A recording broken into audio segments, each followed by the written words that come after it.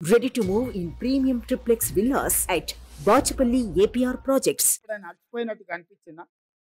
నాకు కష్టం వచ్చినా కాలు నొచ్చినా అదిమి పెట్టుకొని ఓపికగా ప్రజలు విశ్వాసంతో నమ్మకంతో ఒక గొప్ప బాధ్యత తెలంగాణ రాష్ట్ర ముఖ్యమంత్రికి ఇచ్చిండ్రు. దాని బాధ్యతతో నిర్వహించాలని చెప్పి నేను ప్రయత్నం చేస్తున్నా కదా మిత్రులారా. ఎవరికైనా ఎప్పుడైనా ఏమైనా అన్యాయం ఏం చేసినామా ఇవాళ ఎందుకు 3 నెలల 6 నెలలు ఈ ప్రభుత్వాన్ని పడగొడతామని ఇక్కడ కేడీ అంటుండు, అక్కడ మోడీ అంటుండు. మీరు ఒక్కసారి ఆలోచన చేయండి. ఏమిటి దుర్మార్గం అని నేను అడుగుతున్నా. కేసీఆర్ ఎన్నికైతే 10 ఏళ్ళు ముఖ్యమంత్రిగా ఉండొచ్చు. నరేంద్ర మోడీ ప్రధానమంత్రిగా ఎన్నికైతే 10 ఏళ్ళు ఆయన ఢిల్లీలో దర్బార్ చెలాయించవచ్చు. మరి ఇవాళ ఇందిరమ్మ రాజ్యం పేదోళ్ళ ప్రభుత్వం వస్తే 6 నెలలు కూడా ఉండనియారంట. ఇదెక్కడ న్యాయం, ఇదెక్కడ ధర్మం అని నేను అడుగుతున్నా. ఇది న్యాయమా? మీరు ఆలోచన చేయండి. ఏం ఉద్దేశం, ఏం ఆలోచన? అక్కడ మోడీ అయినా ఇక్కడ కేడీ అయినా ప్రజల చేత ఎన్నికైన ప్రభుత్వం 40% ఓట్లతోని గెలిచిన ప్రభుత్వాన్ని పడగొడతామంటే ఇది ప్రజాస్వామ్యానికి దేశానికి మంచిదా అని నేను అడుగుతున్నా. విజ్ఞులు మేధావులు ఆలోచన చేయాలి. దుర్మార్గమైన రాజకీయాలను పాత్ర వెయ్యాలి. ఎందుకు పడగొడతామంటున్నారు మా ప్రభుత్వాన్ని అంటే పార్టీ ఫిరాయింపులు, పార్టీలను చీల్చడం, ప్రభుత్వాలను పడగొట్టడమే మీ నీతి, మీ జాతి అని నేను అడుగుతున్నా. ఒక పాలమూరు బిడ్డ, ఒక రైతు బిడ్డ ఇయ్యాల కుర్చీలో కూర్చుంటే చూసి ఓర్వలేకపోతురా? ఏం మా పాలమూరు బిడ్డలకు అర్హత లేదా? మేము చదువుకోలేదా? మాకు హక్కులు లేవా?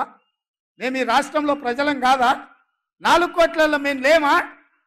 ఈ 4 కోట్ల ప్రజల కష్టాలలో మేము పోరాటం చేయలేదా? మేము తెలంగాణ ఉద్యమంలో లేమా? తెలంగాణ ఉద్యమంలో ఆ బేకార్ గారిని నుంచి పార్లమెంటుకు పంపించింది మేం కాదా? పాలమూరులో ఊరు లేదు, పార్లమెంటులో నోరు లేదు, అయినా బేకారోడు కరీంనగర్ నుంచి మన జిల్లాకు వలసి వస్తే మనం గెలిపియలేదా? మన మంచితనం చేతగంతనమా అని నేను అడుగుతున్నా మా యువకుల్ని. కొడకల్లారా ఎవడన్నా టచ్ చేసి చూడండి, మా పాలమూరు బిడ్డలు అగ్ని కణికలై